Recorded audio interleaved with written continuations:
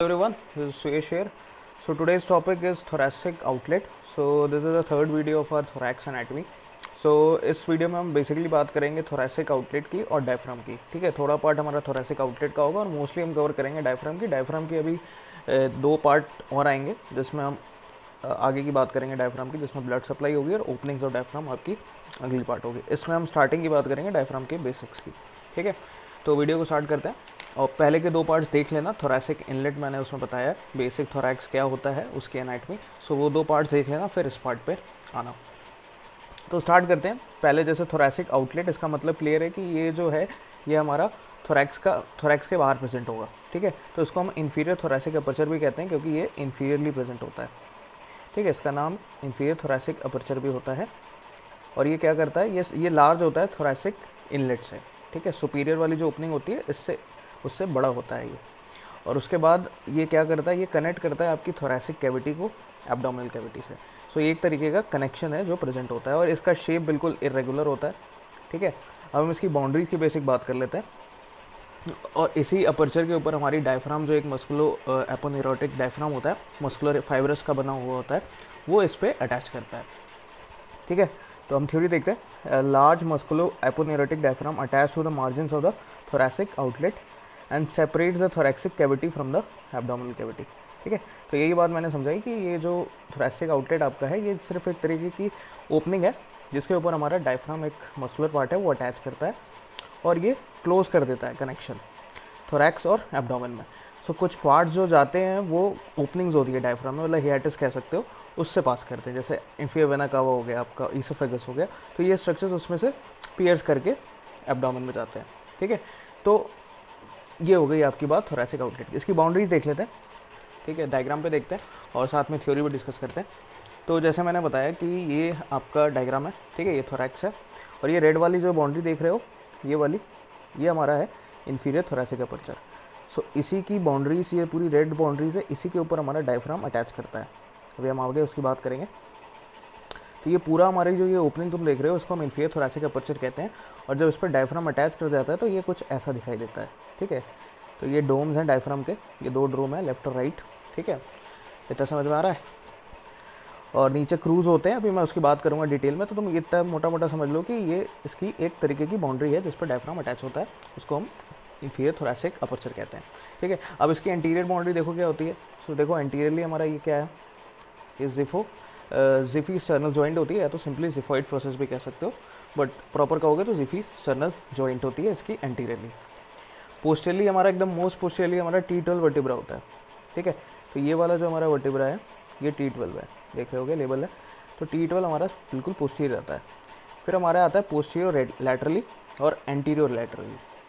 ठीक है, तो देखो पोस्टीरियर लैटरली में हमारी दो रिब्स आती हैं, 11 और 12. ठीक है, ये वाली और एक ये वाली. ठीक है, ये हो गई पोस्टीरियर लैटरली. सो रिब्स आएंगी और एंटीरियर लैटरली हमारे कोस्टल कार्टिलेज आएंगे, किसके, 7th to 10th के. ठीक है, ये कोस्टल कार्टिलेज, ये और ये और ये. ठीक है, ये हमारे एंटीरियर लैटरली आ रहे हैं. ठीक, मतलब एंटीरियर पार्ट भी कवर कर रहा है और साइड्स भी, तो दोनों साइड होंगे. ठीक, ये बात मैंने यहाँ लिख दी है.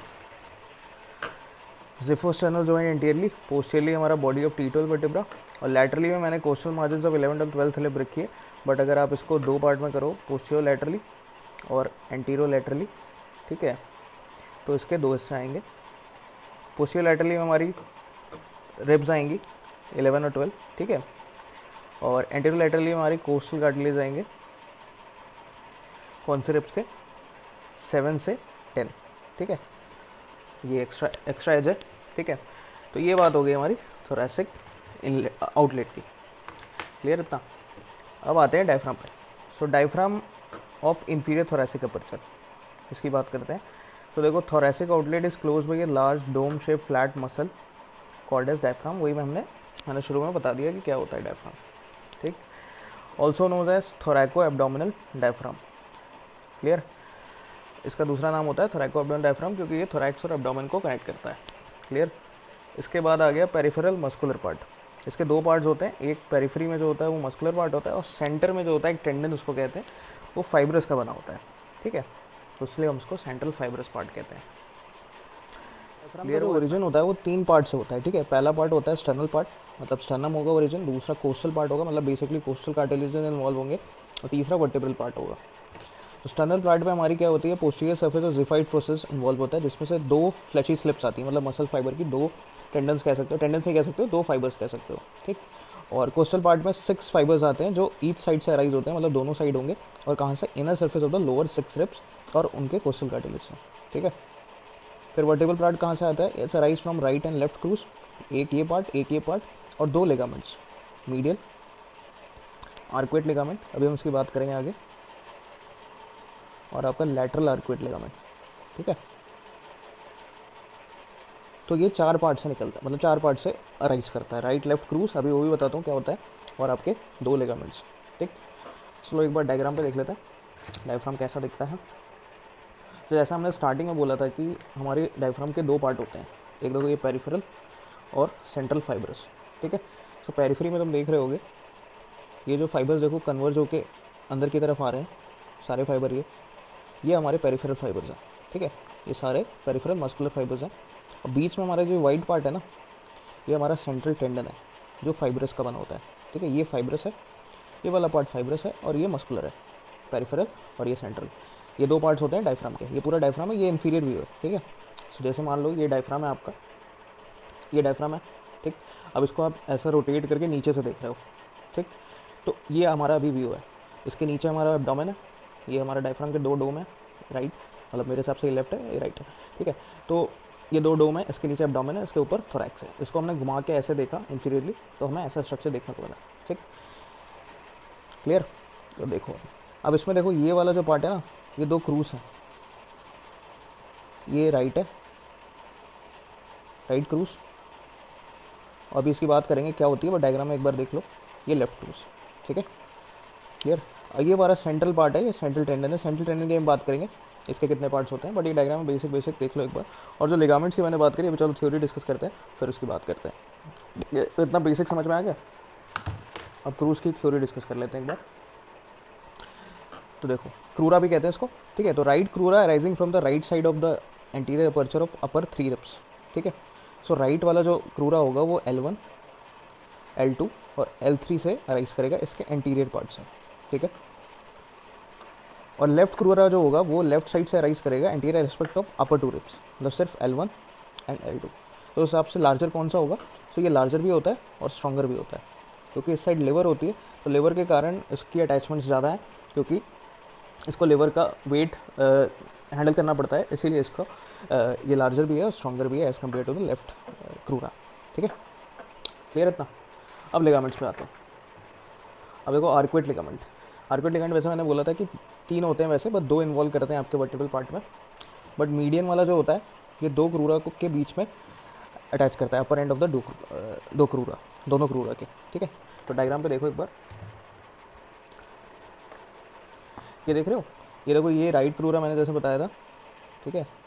और ये तुम देख रहे हो कि L1 है, L2 हो गया, L3 हो गया, ये हमारा L1 और L2 खाली इससे ओरिजिन कर देता है, ठीक है। राइट साइड हमारे 3 वर्टिब्रा थे, लेफ्ट साइड 2 थे। ये ऊपर जो तो राउंड देख रहे हो ना, ये हमारा है मीडियन आर्कुएट लिगामेंट, जो इन दोनों के बीच में अटैचमेंट क्रिएट करता है, ठीक है। तो अपर एंड्स को अटैच करता है to upper ends of the crura, तो उसको मीडियन आर्कुएट लिगामेंट कहते हैं। इसी तरह हमारा मीडियल आर्कुएट लिगामेंट भी होता है, जो एक्सटेंड करता है body of L2 vertebra to the tip of the transverse process of L1, ठीक है। सो L2 से स्टार्ट होता है और कहाँ जाता है, L1 के ट्रांसवर्स प्रोसेस पे, उसको हम कहते हैं मीडियल आर्कुएट लिगामेंट। ये एक्चुअली सॉस मसल का जो फेशिया होता है ना, फेशिया उसकी थिकनिंग से बनता है, इसके अपर पार्ट की थिकनिंग से बनता है फाइबर, उसको हम आर्कुएट मीडियल आर्कुएट लिगामेंट कहते हैं। ये मीडियन है, ये मीडियल है, ठीक है, इसका ध्यान रखना। अभी देखो डायग्राम पे देखो, ये तुम देख रहे हो, ये वाली, देखो एक मिनट, ये वाला जो तुम देख रहे हो, ये हमारा क्या है, मीडियल। ये वाली कौन सी मसल है, ये लेफ्ट सॉस मेजर।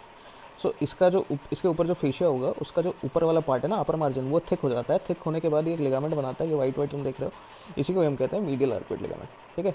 और ये ओरिजिनेट कहाँ से होता है, जैसे मैंने बोला L2 की बॉडी से L1 के ट्रांसवर्स प्रोसेस तक जाता है। इसी तरह लैटरल होता है, ये थिक किसकी फेशिया से होता है, क्वाड्रेटस लंबोरम के ऊपर जो फेशिया होता है ना, उसकी अपर मार्जिन जो होती है वो थिक होकर क्या बनाती है, लैटरल आर्कुएट लिगामेंट। ठीक है, सेम जैसे मीडियल था वैसे ही। एक्सटेंड कहाँ से करती है, टिप ऑफ L1 से 12th रिब तक। ठीक है, तो ये एक्सटेंशन याद रखना। ये डायग्राम देखो एक बार, किस किस रिब पे जा रही है, देखो 12th रिब पे। ठीक है, तो ये देखो ये तुम्हारी 12th रिब है, ये वाली। ठीक है, ये देखो ये लेबल्ड है ना। अब देखो ये वाली मसल जो है क्वाड्रेटस लंबोरम है, इसके ऊपर जो देखो ये thick and margin white white देख रहे हो ना, यही है हमारा लैटरल आर्कुएट लिगामेंट। सो ये कहाँ से स्टार्ट हो रहा है, ये ट्रांसवर्स प्रोसेस स्टार्ट होगा L1 की। सो यहाँ कहीं ट्रांसवर्स प्रोसेस आएगी, ये ओरिजिन होगा और यहाँ आके इंसर्ट हो रहा है। तो ये हमारी जो रिब है ना, ये 12th रिब है। तो इसका ओरिजिन और इंसर्शन कहाँ से है, ट्रांसफर प्रोसेस ऑफ T12, और इंसर्ट कहाँ हो रहा है, फ्लोटिंग रिब, मतलब 12th रिब। ठीक है, तो वही लाइन हमने लिखी थी। क्लियर। अब जो ये मसल फाइबर्स हैं पेरिफेरल, ये कन्वर्ज होके कहाँ आते हैं, सेंट्रल टेंडन पे। सो अब उसकी बात कर लेते हैं। सो सेंट्रल टेंडन क्या होता है, देखो muscle fibre converge and insert into central tendon and it's margin. So white वाला जो मैंने शुरू में दिखाया था ना तुम्हें, ये वाला पार्ट, ये जो हिस्सा था ना, ये हमारा सेंट्रल टेंडन था। ठीक है, क्लियर है। अब देखो फीचर्स क्या होते हैं, ये ट्राइफोलिएट शेप का होता है, तुम देख रहे होगे। इक्विलैटरल ट्रायंगल शेप का भी कहते हैं इसको, इक्विलैटरल ट्रायंगल शेप भी बनाता है। इसके दो लीफलेट होते हैं, एक एंटीरियर और एक दो टंग शेप पोस्टीरियर लीफलेट। सो इस डायग्राम में देखो, इस डायग्राम में देखो क्लियरली दिखेगा। सो देखो ये जो सेंटर में है ना, ये एंटीरियर लीफलेट है, और इसकी जो ये साइड की दो लीफलेट्स हैं, लेफ्ट और राइट, ये पोस्टीरियर है, दो टंग की शेप की हैं। देख रहे होगे टंग की शेप का कुछ शेप आ रहा है, ये पूरा ट्राइफोलिएट शेप है, या तो इक्विलैटरल ट्रायंगल जैसा। ठीक है, और ये कहाँ लोकेटेड होता है, जस्ट स्टर्नम के पास, ना कि वर्टिकल कॉलम के। सो ये स्टर्नम के पास लोकेटेड होता है। और एक डायग्राम और देख लो ईजी के लिए, क्रूज़ के लिए। सो जैसे मैंने बताया था कि राइट क्रूज़ हमारी L1 L2 और L3 पे होती है। ठीक है, ये देख पा रहे होगे। और लेफ्ट वाली हमारी L1 और L2 पे होती है सिर्फ। फिर ये दोनों एक तरफ आके मिलती हैं, उनके बीच में एक लिगामेंट होता है जिसको हम मीडियन आर्कुएट लिगामेंट कहते हैं। ठीक है, तो ये मैंने शुरू में बताया था, ये राइट है और ये लेफ्ट क्रूज़ है। इसी तरह ये देख रहे होगे तुम, L2 की बॉडी से ट्रांसफर प्रोसेस ऑफ L1 पे जा रही है तो मीडियन आर्कुएट लिगामेंट, फिर ट्रांसफर प्रोसेस ऑफ L1 से ओरिजिनेट हो रहा है और 12th रिब पे जा रहा है लैटरल आर्कुएट लिगामेंट। सो ये 3 लिगामेंट्स हैं जो याद रखते हैं। ठीक है, और ये भी सेम डायग्राम है। ठीक है, सेंट्रल टेंडन है और बाकी इसमें पार्ट्स हैं। तो ब्लड सप्लाई जब देखेंगे, लिम्फेटिक ड्रेनेज, तब हम बाकी चीज़ों की बात करेंगे। इसकी अगले वीडियो होगा ओपनिंग्स ऑफ डायफ्राम। सो ये ओपनिंग्स हम देख रहे हो ना, जो ये ईसोफेगस की और ये इसमें इंफीरियर वेना कावा वगैरह की, ये IVC की। सो ये सब की हम बात करेंगे नेक्स्ट वीडियो में। ठीक है, सो मिलते हैं नेक्स्ट वीडियो में। चैनल पे नए हो तो चैनल को सब्सक्राइब कर लेना। Thank you.